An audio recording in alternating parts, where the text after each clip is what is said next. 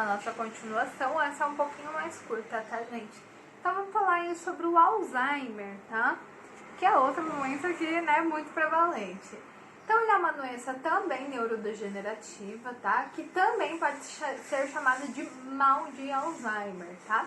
É uma doença com evolução, sendo que o paciente que é diagnosticado com ela vai perdendo aos poucos, tá, certas funções do seu cérebro, como aquelas que tratam da sua memória, das suas habilidades linguísticas, da sua habilidade de pensamento abstrato e até mesmo da sua capacidade de cuidar de si mesmo.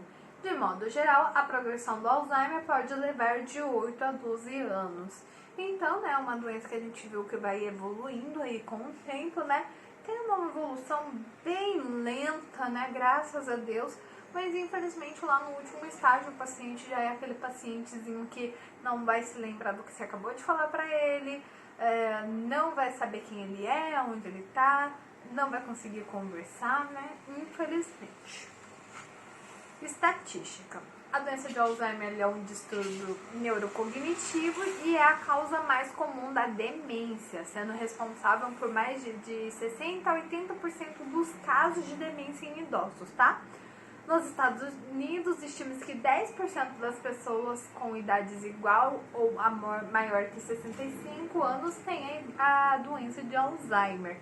A percentagem de pessoas com a doença de Alzheimer aumenta com a idade. Então aqui a gente vê mais uma vez que é uma doença predominante na população idosa, tá? Então, de 65 a 74 anos, 3% das pessoas podem ter o Alzheimer. De 75 a 84, 17% desses idosos vão ter Alzheimer.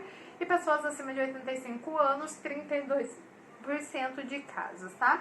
A doença é 2 vezes mais comum em mulheres que homens, em parte porque a mulher tem a maior expectativa de vida, né? A gente já tem isso, graças a Deus, com a gente, que a gente vive mais. E supondo-se que a prevalência em países industrializados aumente com a elevação da proporção de idosos. Proporcionalmente falando, gente, todo mundo sabe que existe mais mulher no mundo do que homem, tá? Etiologia. A maior parte dos casos é esporádica e tem início tardio, né? Ou seja, acima dos 65 anos de idade. A etiologia é uma causa incerta, não se sabe ao certo de onde veio, tá? No entanto, cerca de 5 a 15% dos casos são familiares. Metade desses casos tem início precoce, né? Ali abaixo de 65 anos. E normalmente estão relacionados a mutações genéticas específicas. Então a gente vê que o Alzheimer, assim como o Parkinson, são doenças mais causadas por genética do que fatores ambientais, tá? A relação de outros fatores, por exemplo, níveis baixos de hormônio, exposições a metais, tá? Doença de Alzheimer está sendo estudada, mas nenhuma ainda conexão foi estabelecida. Então eles não conseguiram ainda falar X coisa causa o Alzheimer, assim como o Parkinson lá, tá? A fisiologia é desconhecida, né, o que causa o Alzheimer então, mas uma parte disso provém de fatores genéticos. Cerca de 5 a 15% dos casos afetam pessoas com antecedentes familiares prévios, né? Podem estar envolvidas várias anormalidades genéticas específicas, sendo alguma dessas anormalidades herdadas apenas quando um dos pais tem esse gene anormal, né? Ou seja, o gene anormal é dominante, né? Então eu acabei herdando ali uma célula familiar geneticamente já comprometida e aí eu tenho mais chances de desenvolver o Alzheimer. Um pai ou uma mãe afetado tem 50% de chance de transmitir esse gene anormal para cada filho. Cerca da metade desses filhos desenvolvem a doença de Alzheimer antes dos 65 anos, mas aí é por questões genéticas. Então, o que ele quer dizer aqui? Se meu pai ou a minha mãe tiver um mal de Alzheimer, a chance de eu ter Alzheimer é de 50%, tá?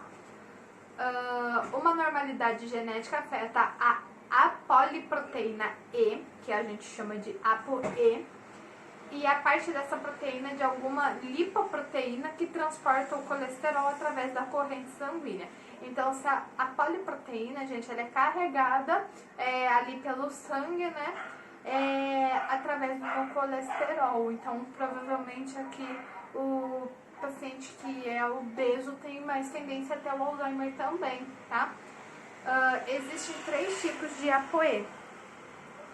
A APSILON4, que as pessoas com o tipo de APSILON4 vão desenvolver a doença de Alzheimer mais comumente e mais cedo que a outra. O APSILON2, que em contraste a pessoa com o tipo de APSILON2 aparecem estar protegidas contra a doença de Alzheimer. O APSILON3, as pessoas com tipo 3 não estão protegidas nem são mais propensas a desenvolver a doença. Então ele quer dizer aqui que tudo vai depender da minha ApoE. O tipo de ApoE que eu carrego no meu sangue vai determinar se eu tenho mais chance ou menos chance de ter, né, o Alzheimer. No entanto, os testes genéticos para o APO tipo E não podem determinar se uma pessoa específica vai desenvolver ou não essa doença, tá? Portanto, esse teste não é recomendado rotineiramente.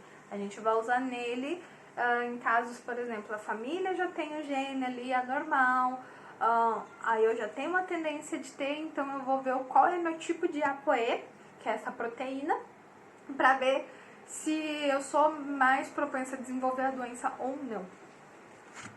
Alterações no cérebro. Na doença de Alzheimer, as partes do cérebro são degeneradas, né, e destroem as células nervosas, assim como no Parkinson, e reduzem a capacidade de resposta das restantes a muitos dos mensageiros químicos que transmitem os sinais entre as células nervosas do cérebro, que é os neurotransmissores.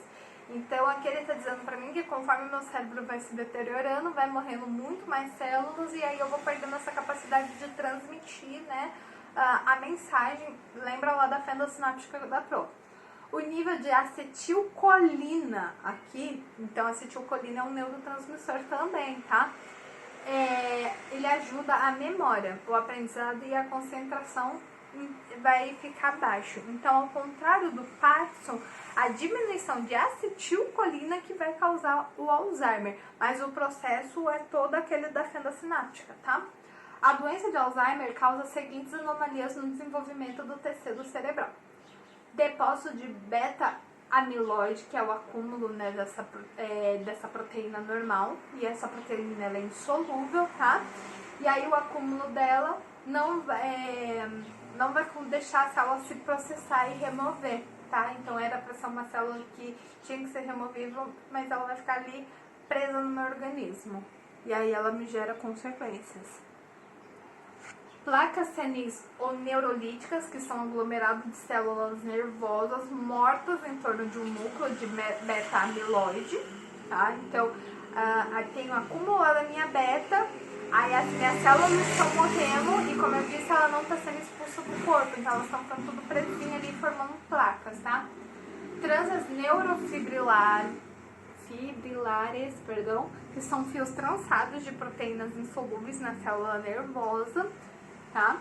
Aumento dos níveis de tau, uma proteína anormal componente dessas tranças de neurofibrilares e da beta-amiloide, né? Então você vai vendo que uma coisa puxa a outra. A beta não sai do meu corpo, começa a ter morte celular, essas mortes vão fazendo placas, daqui a pouco eu tenho a formação de tranças, essas tranças impedem, né, que fazem um acúmulo das proteínas de tau, né? E aí tais anomalias, tais anomalias se desenvolvem em algum grau em todas as pessoas à medida que envelhecem, mas são muito mais numerosas em pessoas com a doença de Alzheimer. Ou seja, essas alterações que a gente está tendo aqui já é normal acontecer no nosso corpo, quando a gente envelhece. O problema é quando isso acontece rapidamente e progressivamente, tá? Os médicos não têm certeza se as anormalidades do tecido cerebral causam doença de Alzheimer ou resultam de algum outro problema que faz com que ocorra tanto a demência quanto as anormalidades desse tecido. Então ainda está se estudando aí para chegar nessa conclusão. Os pesquisadores também descobriram que as proteínas anormais na doença de Alzheimer, que são as betas-amiloides e tal, se assemelham às proteínas anormais nas doenças causadas por prions. Ou seja, são mal dobradas e fazem com que outras proteínas fiquem mal dobradas, levando à progressão da doença. Então, geneticamente falando, as nossas proteínas elas tinham que ficar todas uma dobradinha na outra para ocupar menos espaço, né? E todas conseguirem fazer a sua função. Aqui elas não conseguem se dobrar, elas ficam esticadinhas, ocupando ali o espaço uma da outra, e aí nenhuma consegue fazer a sua função corretamente. Sinais e sintomas. A primeira manifestação é a perda da memória de curto prazo, tá? Por exemplo, fazer perguntas repetitivas, frequentemente, perder objetos ou esquecer reuniões. Então, ao contrário do que a gente pensa, o Alzheimer ele não faz o indivíduo perder a memória da vida inteira. É algo que ele viveu naquele momento, tá? Outros déficits cognitivos tendem a envolver múltiplas funções, incluindo raciocínio prejudicado, dificuldade de lidar com tarefas complexas, julgamento ruim, por exemplo, não ser capaz de gerenciar sua conta bancária. Eles ficam muito bravos, mas a gente sabe que eles não têm mais essa capacidade. Tomar decisões financeiras, né? Então a gente não evita porque pode ser ruim, né? Disfunção da linguagem, por exemplo, dificuldade para pensar em palavras comuns e básicas, tá? Erros ao falar ou escrever. Disfunção visual e espacial, por exemplo, incapacidade de reconhecer faces ou objetos comuns. E conforme ela vai progredindo de modo gradual, pode se estabilizar por algum período de tempo. Então não é que hoje eu parei de falar uma palavra, amanhã eu não vou falar mais nada. Não, você vai esquecendo aos poucos, tá? Pode ter distúrbios de comportamento, por exemplo, perambulação, né, que é aquela coisa de acordar no meio da madrugada, né? Agitação, gritos, ideação persecutória, né, que são comuns. Esse persecutório, gente, tipo, eles colocam na cabeça que tá acontecendo alguma coisa improvável. Tipo, eu tô vendo gnomo debaixo da cama, né? O diagnóstico é similar ao das outras demências. A gente faz um exame formal do estado mental desse paciente, faz a história, o exame físico desse paciente, pede exames laboratoriais e neuroimagens. O diagnóstico diferencial. É difícil distinguir essa doença de Alzheimer das outras demências, e a gente usa alguns instrumentos, né? Por exemplo, a classificação isquêmica de Rachitsky, ou a Rachitsky modificado, que pode ajudar a distinguir a demência vascular da doença de Alzheimer. Então, são instrumentos que a gente usa propriamente para isso, tá? Com perguntas todas pré-estabelecidas, mas geralmente quem vai aplicar isso é o enfermeiro ou o médico. Pode ter flutuações na cognição, sintomas parkinsonianos, alucinações visuais, bem elaboradas e relativa à preservação da memória de curto prazo, vão sugerir demência de corpos de Levy, em vez de doença de Alzheimer. Então, né, o que ele está dizendo aqui é que quando eu tenho sintomas de Parkinson, alguma alucinação visual, é mais provável que seja uma demência por Levy. É a diferença entre a doença de Alzheimer e a demência de corpos de Levy, que foi isso que eu falei agora acima sobre os sintomas. Os pacientes com doença de Alzheimer em geral são mais asseados e elegantes que os pacientes com outras demências, né? O que ele quer dizer aqui é que as outras demências tendem, né, a ser mais expressiva, então o paciente grita mais, xinga mais. O Alzheimer ele é bem tranquilo. Prevenção. Atualmente podemos atuar em 5 áreas de prevenção de demência que terão muito mais efeitos se realizadas conjuntamente e serão mais eficazes se realizadas precocemente. Então, quais são essas atitudes, né?